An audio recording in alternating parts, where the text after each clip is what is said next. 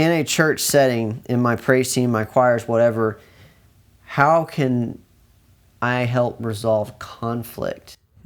Okay. Because unfortunately, Yeah. in today's world, there's a Yeah. whole lot of conflict that goes on. How would you go Yeah. if there's tension or drama or conflict? How Yeah. would you go about trying to fix that? We're human beings, and I think at some point we're all going to run into some sort of conflict, and it's just important to be quick to hear, slow to speak, and slow to anger, because there may be times where a person's dead wrong, and there may be times where they may not be dead wrong. They may be actually right, and maybe you as the worship leader in the wrong, or vice versa. Or if you're dealing with not even you, but something within your music ministry, your worship ministry. And again, once again, I haven't been in full-time ministry a long time, so I know there's going to be things that arise. But I do know this is that when you own up to your mistakes, or even if you don't make a mistake, but again, it's about relationships, like we talked at the very beginning. When you get to know people, when you care about them, when you want to see them succeed, when you want to, that's important to people, and people know that, and people can sense that. And so, deal with it head on. Don't ignore it, but deal with it prayerfully, being slow to speak, because it's so easy to, slow to get angry. Because people are going to, put barriers up if you are just at them or whatever. I think it's just a prayerful thing, which is important. Like, okay, God, how do I deal with this?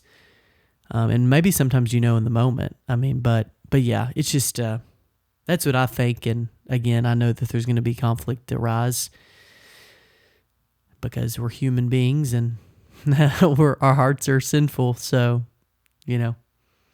Just making it, like you kind of were hitting on, what I get from is making relationships with people. And as people, we're not perfect, and you walk through life, but a part of walking together is working through things together. Yes, yeah. Because, pride is never good. Yeah. And at some point, that's the number one thing that we all struggle with. so one person has to humble themselves, in situations. Yeah. And, even if you're both in the wrong, or say I'm in the wrong and you're not, or you're in the wrong and I'm not, whatever, there needs to be humility. It doesn't matter who's done what. It's kind of like when you're growing up with your parents, they're like, y'all stop that. He goes, he started. I don't care who started. I'm going to finish it. Yeah. That's the way. That's it. Yeah. It's like, humble yourselves. Yeah. Walk with each other. Work through life. Yeah. Because I feel like people nowadays in our culture, we're taught, everybody thinks they're right. Yeah, whatever I deem Yeah. to be right is truth. Yeah. And truth is no emotion. And got a little album. That's right. There should be an EP or something on that. Should be, I guess. JP should do something like that. He should.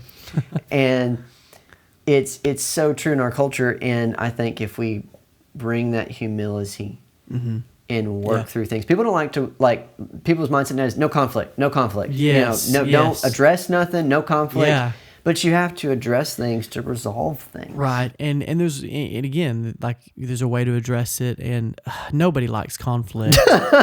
No. You wish you could avoid it all, but you, as a leader, you can't avoid it. Or if you do, it's just going to cause more tension and more tension and more tension. So, but thankfully, I haven't dealt with much conflict right now, but I know that it comes and goes, but yeah, what you had to say was good. What you had to say is great, Brock. It's so true. I kind of look back, and as if someone's kind of getting more geared to worship and what they should look, it's walking in the trenches with people, building relationships. Yes. And because Jesus, that's the most amazing thing about Jesus. Oh, yeah. Is he was a prophet, priest, and king. He's the only way, one way. Mm-hmm. And there is no other way. And that's amazing. He told the truth,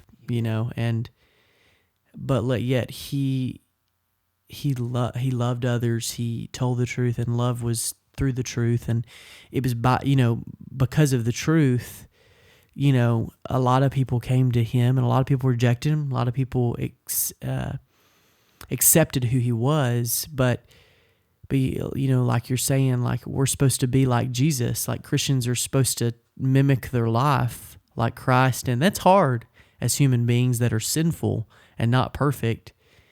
But yeah, I just,